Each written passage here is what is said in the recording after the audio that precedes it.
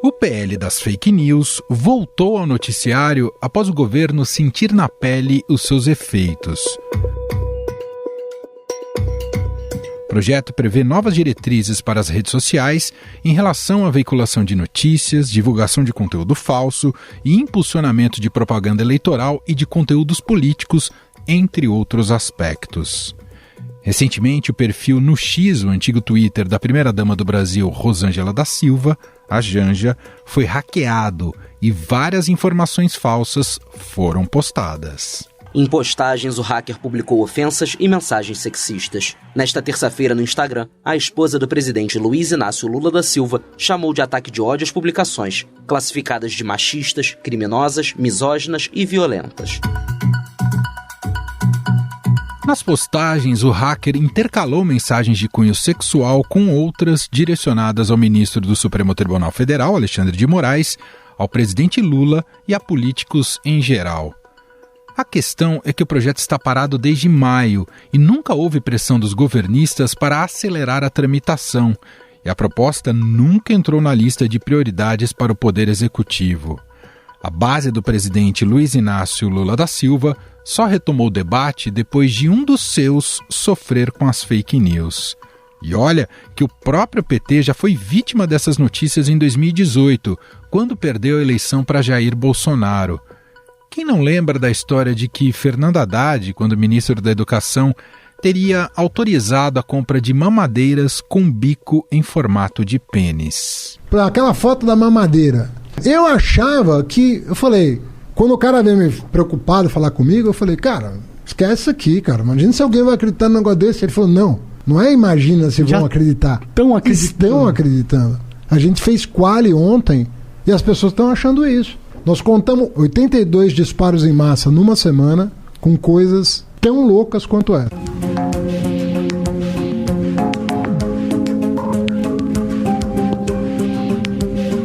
Mas a real é que não é só na arena política que as fake news se proliferam. Na pandemia, infelizmente, a desinformação sobre a doença e o tratamento correu solta. Até o ex-presidente dizia inverdades sobre a composição das vacinas e seus efeitos colaterais. Se você virar um jacaré, é problema de você, pô. Se nascer barba em alguma mulher aí, ou algum homem começar a falar fino, eles não tem nada a ver com isso.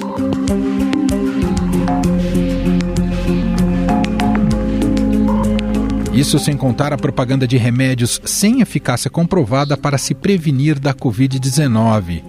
Mas não para por aí.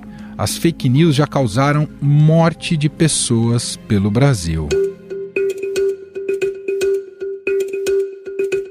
Fabiane Maria de Jesus foi espancada até a morte por moradores do Guarujá, no litoral de São Paulo, após uma notícia falsa publicada e compartilhada em maio de 2014 no Facebook. Ela foi confundida com uma suposta sequestradora de crianças para rituais de magia negra. 2 anos e meio após o linchamento de uma mulher inocente no Guarujá, os 5 acusados do crime foram condenados. As penas chegam a 40 anos de prisão. Você se lembra? Falaram que ela era uma, não é isso, sequestradora de crianças. Era um boato que surgiu na internet.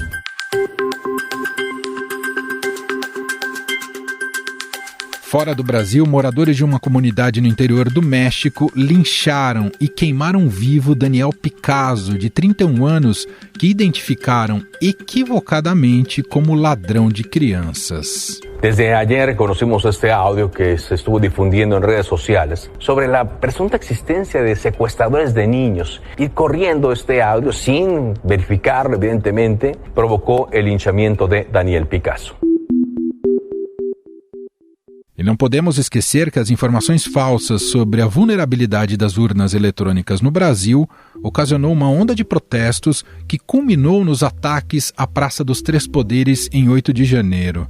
O relator do PL 2630, o deputado Orlando Silva, disse que o hackeamento das contas de Janja são um estímulo para que o governo do presidente Lula reflita sobre a urgência de aprovação da proposta. A diferença entre o mundo real e o mundo virtual é cada vez menor. E tudo que vale no mundo real tem que valer no mundo virtual. Isso, inclusive, é muito importante para a luta democrática. Se nós não tivermos regras que fiquem imunes à influência econômica que essas empresas têm, nós podemos correr sérios riscos até mesmo para a democracia brasileira. O objetivo do projeto é instituir a Lei Brasileira de Liberdade, Responsabilidade e Transparência na Internet, ao estabelecer regras, diretrizes e mecanismos de transparência para redes sociais, como o Instagram, ferramentas de busca, como o Google, e serviços de mensagem instantânea, como o WhatsApp. Após a pressão das Big Techs, a votação do PL, que ocorreria em maio, foi adiada na Câmara dos Deputados. Grandes empresas de tecnologia acusam o PL de ser antidemocrático, ameaçar a liberdade de expressão e responsabilizar demais as empresas de uma forma que pode levar a uma enxurrada de processos judiciais. Por causa dessa pressão e das campanhas contra o PL, o Supremo Tribunal Federal passou a investigar as Big Techs. O ministro Alexandre de Moraes prorrogou agora em dezembro, por mais 60 dias, a investigação que mira o Google e o Telegram pelo lobby contra o projeto. A Procuradoria-Geral da República defendeu a prorrogação por 60 dias do inquérito que investiga o Google e o Telegram por suposta campanha contra o projeto de lei das fake news. A PGR também se manifestou contra o arquivamento do processo, pedido pela plataforma em julho. No entanto, com a proximidade das eleições municipais, o debate em torno de uma legislação sobre o tema deve voltar à tona em 2024. Afinal, por que só agora o governo quer pressionar o Congresso Nacional para aprovar o PL das fake news? Quais os riscos para a sociedade brasileira a ausência de uma regulação das plataformas? Sobre estes temas, vamos conversar com Bianca Moliconi.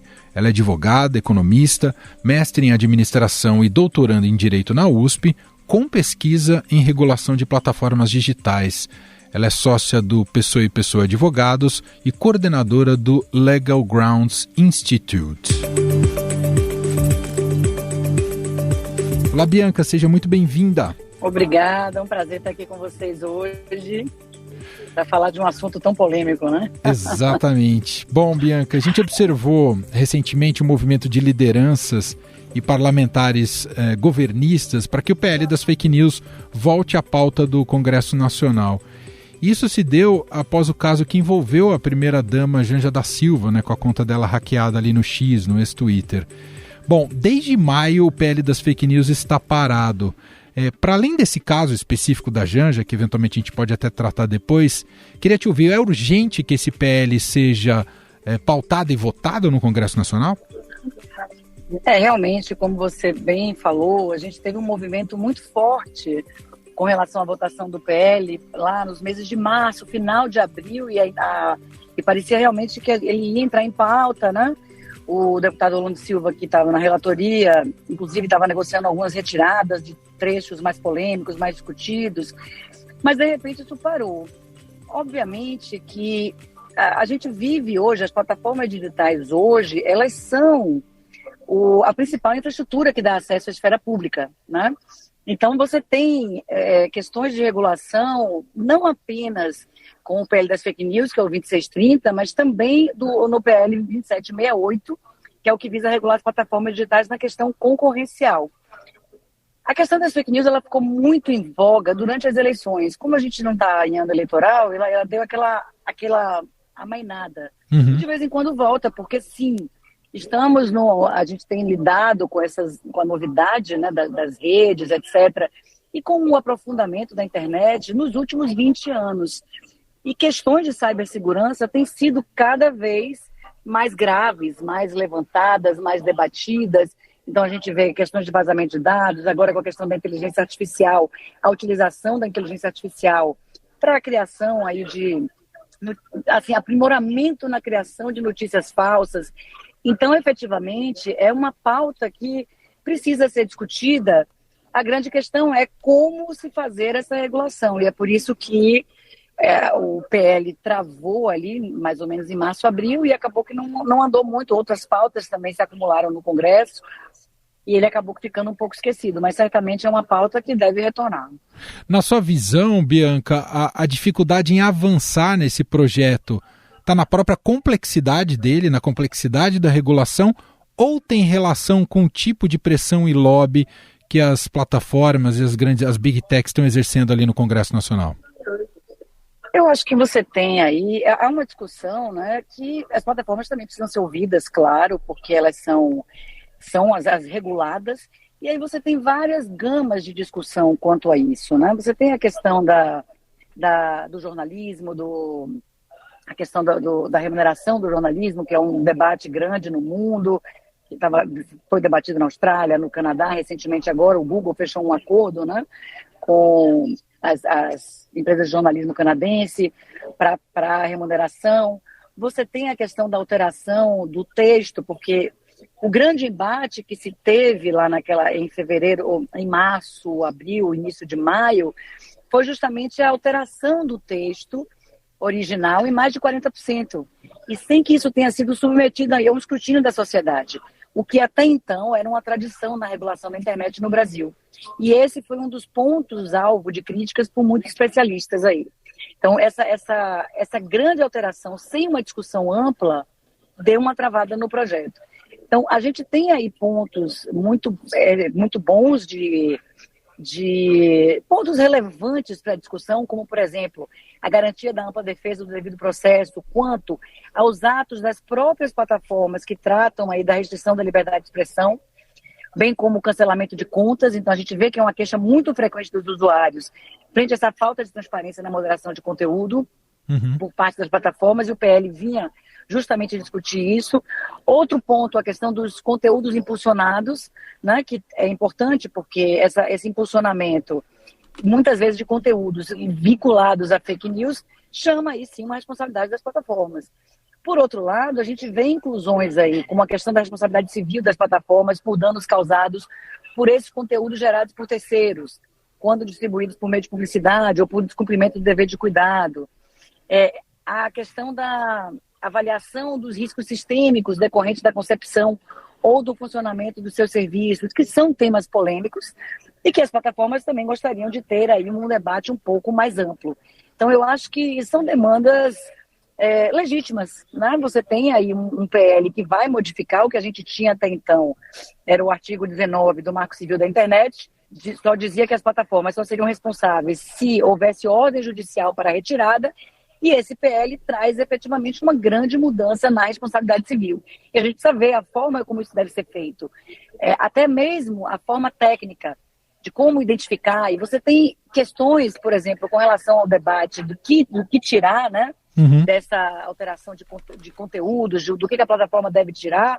A gente tem aí dispositivos relevantes para combater, por exemplo, disseminação de conteúdos ilegais que possam configurar crimes, né, dentre eles contra o Estado Democrático de Direito, contra crianças e adolescentes, crimes de racismo, de violência contra a mulher, incluindo a utilização de inteligência artificial, em especial a questão do impulsionamento desses conteúdos pelas plataformas quando se trata de postagens pagas. Mas a alegação dos críticos do texto é de que as plataformas já realizam alguma moderação desse tipo de conteúdos, mas, por exemplo, nos atos antidemocráticos, isso pode ser muito subjetivo. E esses atos podem não ser claramente ilícitos. Então, eu deveria, sim, ter uma legislação que crie incentivo para que as plataformas atuem, mas, em última instância, talvez a decisão sobre a ilicitude deva caber ao Poder Judiciário e não ao Executivo, como órgão regulador.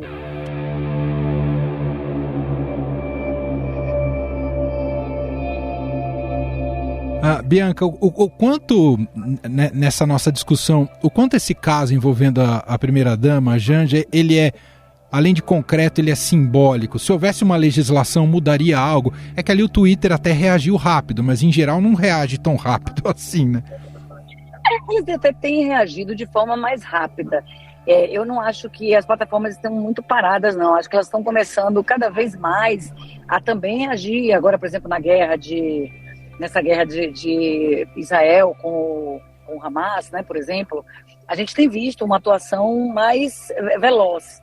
Agora, obviamente, eu acho que isso perpassa por algo muito maior, né? Essa questão da primeira-dama é apenas emblemática, Mas você tem aí sim uma discussão no mundo inteiro com relação a esse poder que as plataformas acabaram adquirindo aí, como eu falei no início, por serem a principal infraestrutura que dá acesso à esfera pública. Sim. Então essa discussão ela é muito grande, ela é muito maior, inclusive, do que o PL das fake news. Quando a gente observa, por exemplo, na Europa, a gente tem duas leis já aprovadas de regulação das plataformas, o DSA, né, o Digital Service Act da União Europeia, que foca na apresentação de relatórios, prestação de contas por esses agentes, que tem aí uma questão voltada também ao consumidor, a utilização de chamados padrões obscuros, né, dark patterns, então que possibilitariam manipulação dos consumidores. Você tem uma discussão forte com relação ao DMA, que é o Digital Markets Act, que também foi votado em 2022, entrou em vigor em 2023 e vai estar em pleno vigor no ano que vem, mas, por exemplo, ele visa regular ali os gatekeepers voltados para a questão concorrencial, né, de como essas plataformas poderiam aí ser reguladas para que você tenha uma ampliação da concorrência no âmbito desse comércio dentro das plataformas. Mas essa discussão não é isenta de críticas. Uhum. Então, a Europa aprovou o DMA mais rapidamente. A gente já tem também a lei alemã, que tem o artigo 19A, que trata também dessa questão concorrencial das plataformas, mas você tem projetos de lei que são amplamente discutidos, por exemplo, no Reino Unido, que visa pegar essas duas dimensões, a dimensão do consumidor, né, do usuário, enquanto consumidor, e a dimensão da plataforma enquanto um gatekeeper de concorrência, ou seja, nesse comércio, nesse mercado de dois lados, que são as plataformas, que de um lado estão os usuários, os finais, que somos todos nós, né, os consumidores, de outro lado você tem os usuários de negócio. Então essa plataforma ela está ali como uma intermediária, e como essa plataforma pode atuar, inclusive vendendo seus próprios produtos.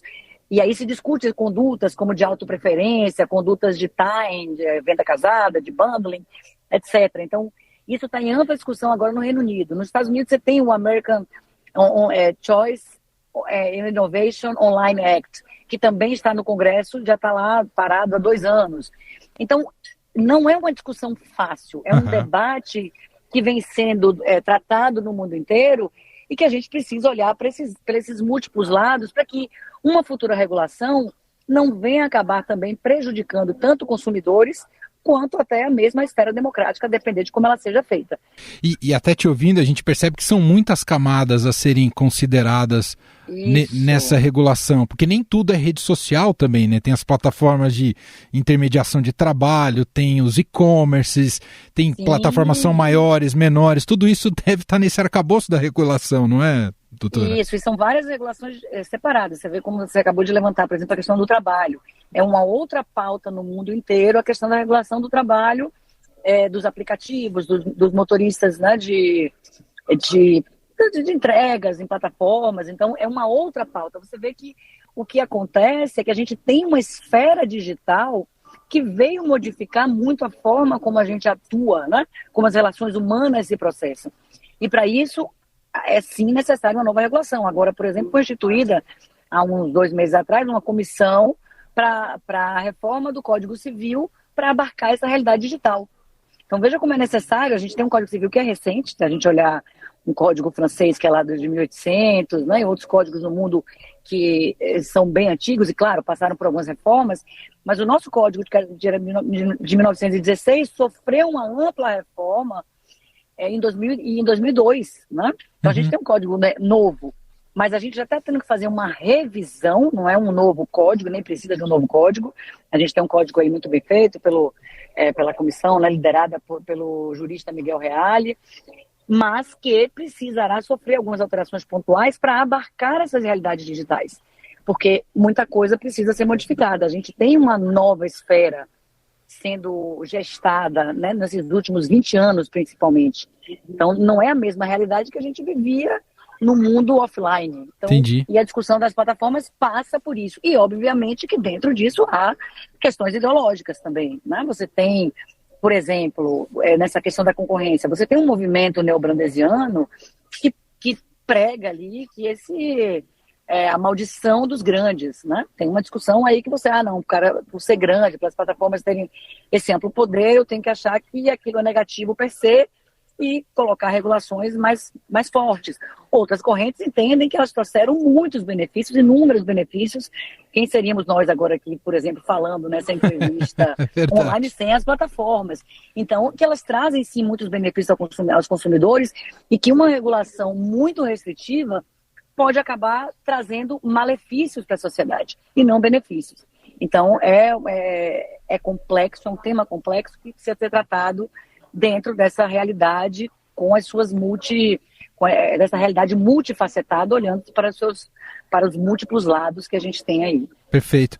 Para a gente fechar, Bianca, num espaço sem regulação, caso isso não avance no Congresso Nacional Brasileiro, quais são os principais riscos para a gente? Num espaço sem regulação, o que vai acontecer é que o judiciário vai ser sempre chamado a responder como ele já responde, né? A gente não pode deixar de pensar que a gente tem uma estrutura legal que já abarca direitos. Então, a gente tem uma Constituição Federal que, havendo aí uma questão de você ferir direitos individuais, o nosso sistema tem como dar a resposta sim. Por exemplo, a Lei Geral de Proteção de Dados, ela foi aprovada, ela traz inúmeras camadas para as empresas se adequarem, etc. Mas você já tinha problemas de proteção de dados anteriores que a gente resolvia no judiciário. Então você tinha, eu posso dizer que a gente tinha um sistema muito baseado no dano, né? Um harm-based approach. Então antes eu tenho um dano, eu vou levar aquilo para a justiça e a justiça vai ali dar uma resposta dentro do nosso sistema constitucional. Agora, o que a gente está tentando trazer? Um legal-based approach, né? Uma abordagem baseada na lei que vai trazer determinadas estruturas para que você evite os danos, para você trabalhar na prevenção. E aí a gente pode, por exemplo, falar, Emanuel, também em outro projeto de lei que está sendo gestado, que é o nosso PL da inteligência artificial. Sim. Que também na Europa acabou de ser aprovado o AI Act, né? Está nos diálogos e quase se fechando uma minuta, para também regular essas questões que, veja, como um impacta na outra. Porque com a inteligência artificial, eu também aprimoro a criação de fake news. Inclusive, nas eleições, né? Você vê como foi amplamente utilizado na Argentina uma campanha baseada em inteligência artificial. Então, é uma nova regulação que surge também. São várias camadas que a gente pode dar uma resolução baseada no dano, como a gente tem hoje, mas que o ideal é que se fomente aí determinadas estruturas mínimas, parâmetros mínimos, para que a gente também não afogue o judiciário com tantas demandas, né, que isso seja feito de forma mais natural, né, que a gente saiba ali os do's and don'ts, o que pode, o que não pode, quais são os limites, e as plataformas possam colaborar efetivamente na preservação e manutenção dos direitos individuais. Eu acho que esse é o melhor dos mundos. Muito bem, nós ouvimos aqui Bianca Molicone, advogada, economista, mestre em administração e doutoranda em Direito na USP, com pesquisa justamente em regulação de plataformas digitais, ajudando a gente a entender um pouco mais desse tema tão importante nos dias atuais. Bianca, obrigado pela entrevista e até uma próxima, viu? Muito obrigada, Manuel. Um abraço. Contem comigo para o que precisarem nesse tempo. Estadão Notícias. E este foi o Estadão Notícias de hoje, sexta-feira, 15 de dezembro de 2023. A apresentação foi minha, Emanuel Bonfim. Na produção, edição e roteiro, Gustavo Lopes, Jefferson Perleberg e Gabriela Forte. A montagem é de Moacir Biasi. E o nosso e-mail, podcast@estadão.com. Um abraço para você e até mais.